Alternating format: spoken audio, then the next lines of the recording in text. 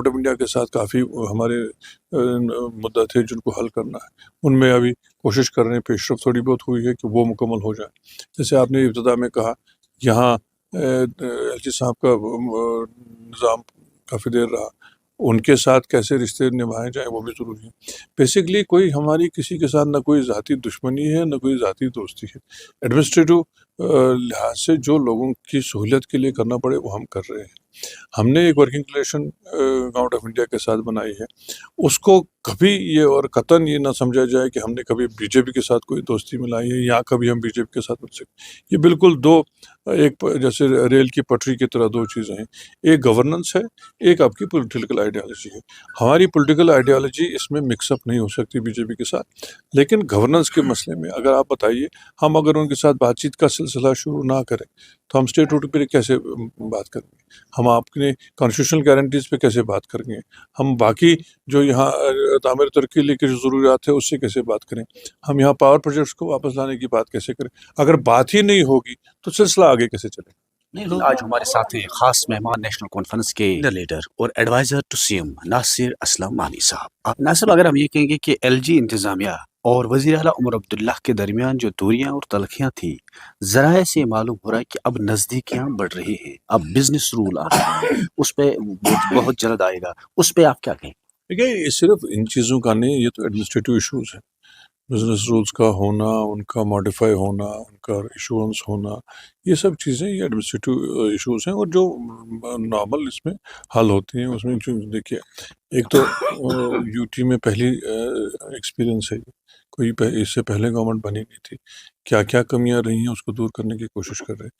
سب سے زیادہ ضروری جو بات ہے وہ ہم یہ چاہتے ہیں کہ ہمارا اسٹیٹ ہوڈ ریسٹور ہو، اس کے لیے بات چیت چل رہی ہے. چیف منسٹر صاحب بھی کوشش کر رہے ہیں، گورنمنٹ انڈیا کے ساتھ بھی بات کر رہے ہیں، اور ان باتوں پہ جو ہے مجھے لگتا ہے پیش رفت ہو رہی ہے، اور مجھے پوری امید ہے کہ ہم بہت جلد اپنے مقصد میں کامیاب ہوں گے. ہم نے یہ بھی اپنی طرف سے کوشش جاری رکھی ہے کہ ہمارے جو کانسٹیٹیوشنل گارنٹیز ہیں ان کی ریسٹوریشن کے لیے بات کر سکیں.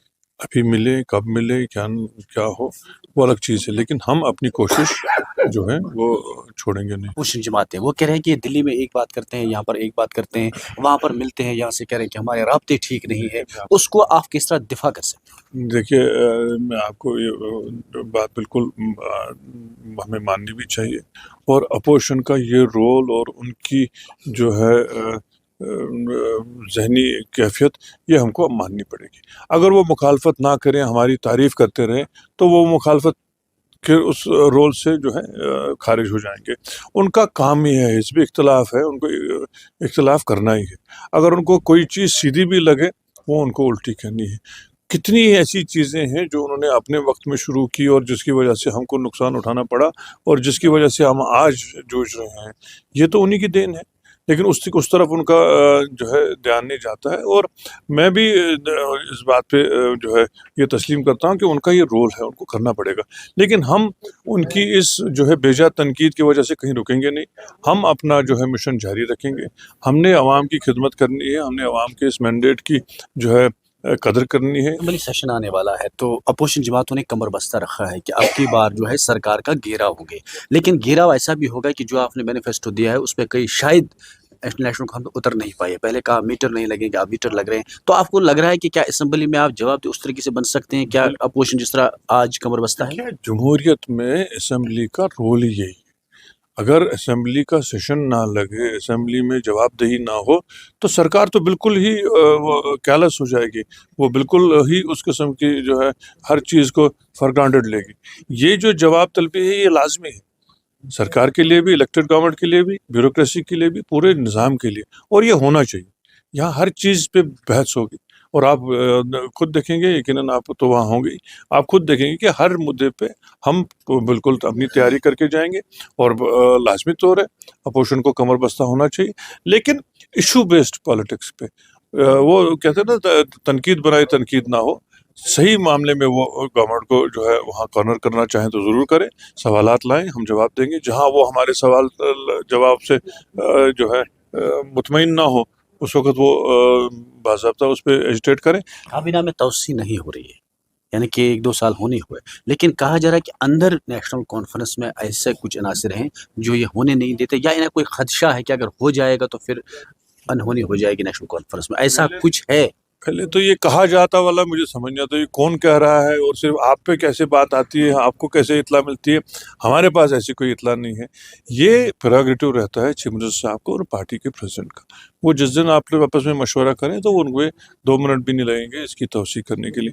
ابھی ویسے ہی یہ لمیٹڈ ہے یو ٹی میں. آپ مجھے بتائیے ٹوٹل اسٹرینتھ اس میں جو ہے انکلوڈنگ چیف منسٹر 9 ہونی چاہیے. 5 اور 6 تو بنے ہوئے ہیں. ایک ہم نے ریزرو رکھی ہے اپنے جو الائنس پارٹنرز کے لیے. 1-2 اور ہمارے پاس گنجائش ہے اور مجھے لگتا ہے کہ وہ بہت جلد جو ہے جو سوچ کے چیف منسٹر صاحب اور کریں گے. اور اس میں آپ کو یقیناً بتاؤں ہم لوگوں کو کمنٹ کرنا یا اس پہ کوئی تبصرہ کرنا بنتا ہی نہیں ہے کیونکہ یہ پریروگیٹو نہیں ہے. یہ موضوعی بحث نہیں ہے کہیں. اب اندر کی بات آپ کو کیسے پتہ چلتی ہے تو یہ آپ جانیں کہ آپ کتنا اندر گھس گئے ہیں ہماری جماعت میں. وہ آپ سے ہم کسی الگ موضوع پہ بات کریں. پی ڈی پی لگاتار آپ پہ الزامات کرے کہ جموں کشمیر کی تباہی کے لیے نیشنل کانفرنس ذمہ دار ہے اور جو انہوں نے مینیفیسٹو دیا ہے اس پہ اتر نہیں پا رہے ہیں. اس پہ آپ کیا کہیں گے؟ کیا کہوں مجھے مطلب یہ تو نہیں کہوں گا کہ شرم آتی ہے ان کی بات سننے. وہ خود بھی شرمسار نہیں ہوتے. جس دہانے پہ ہم آج پہنچے ہیں یہ انہی کی دین ہے. عام لوگوں میں یہ تاثر ہے کہ سرکار 5 سال چلے گی نہیں. اگر ہم ایڈوائزر ٹو سی ایم ناصر صاحب سے یہ سوال پوچھیں گے کیا سرکار 5 سال اپنی مدت پورا کرے گی؟ اس میں 2 چیزیں ہیں. یا تو آپ کے پاس علم نجوم ہے یا دوسرا کوئی آپ نے ایسا طریقہ لگایا ہے کہ جو ہمیں پتہ نہیں ہے کہ آپ کے پاس نمبرز کہاں ہیں اور کون سرکار بنا رہا ہے کون توڑ رہا ہے. یہ بالکل سیاسی سوچ سے باہر ہے. میری تو بالکل سوچ سے باہر ہے. اس لیے آپ کو یہ بتاؤ تو آپ بتائیں. لیکن میں اپنی بتاؤں گا کہ ہم اپنی طرف سے کوشش یہ ضرور کریں گے کہ اپنی مدت سرکار پوری کرے اور لوگوں کے ہم کام اتنے اچھے کریں کہ یہ آپ یقین رکھیں کہ اگلی سرکار بھی انشاءاللہ نیشنل کانفرنس ہی بنائے گی. سر جو بجٹ سیشن آ رہا ہے تو لوگوں کی امیدیں اس بار یہ ہے کہ وزیر اعلیٰ عمر عبداللہ نے جس طرح مینیفیسٹو دیا ہے اور لوگ کہہ رہے ہیں کہ ہر طبقے پہ جو ہے اب وزیر اعلیٰ عمر عبداللہ کی نظر ہونی چاہیے اور یہی آج چھوٹی امید ہے. کیا ہے؟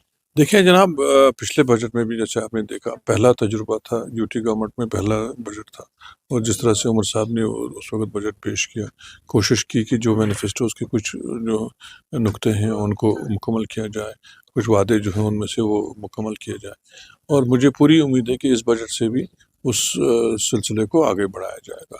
آسان نہیں ہے یو ٹی گورنمنٹ میں لمیٹڈ فنڈنگ کے ہوتے ہوئے وسائل کی کمی کے ہوتے ہوئے سب کچھ ہو جائے. اس بار جو کابینہ کا درجہ دیا گیا یعنی کہ اس پہ ہماری طرف سے آپ کو پہلے مبارکباد. اس پہ آپ کیا کہیں گے کیونکہ اس سے پہلے کافی چمگویاں ہو جاتی تھی کہ نہیں ہوگا. ہے صاحب آرڈر تو یہ دیکھا آپ نے 15 مہینے پہلے ہی نکلا ہوا تھا. اس میں ایک ہی چیز کی کمی تھی وہ ٹرمز اینڈ کنڈیشنز جو ہیں وہ تعین کرنے تھے کیونکہ یو ٹی میں اب نظام بدل گیا ہے. پہلے کسی اور نظام میں ہم کام کرتے تھے تو ان آرڈرز کی ایشوئنس الگ طریقے سے ہوتی تھی. اس وجہ سے تھوڑا سا جو ہے ڈیلے ہو گیا. وہی ایک اس میں کمی رہی تھی. باقی فنکشننگ میں کام کرنے میں اور کسی چیز میں کوئی کمی نہیں تھی. چلو یہ بھی سارٹ آؤٹ ہو گیا اللہ کا شکر ہے. اس وجہ سے کافی لوگوں کو جو بات کرنے کا موقع ملتا تھا یا کنفیوژن کریٹ کرنے کا موقع ملتا تھا اس پہ بھی اب مجھے لگتا ہے روک تو لوگوں کے ہم کام اتنے اچھے کریں کہ یہ آپ یقین رکھیں کہ اگلی سرکار بھی انشاءاللہ نیشنل کانفرنس ہی بنائے گی. بہت بہت شکریہ. تو یہ تھے ناصر اسلم وانی صاحب جنہوں نے کہا کہ آنے والا وقت بھی نیشنل کانفرنس کا ہوگا اور جموں کشمیر کے لیے ایک تابناک ہوگا. نیٹ ورک 18 کے لیے یحییٰ سلطان.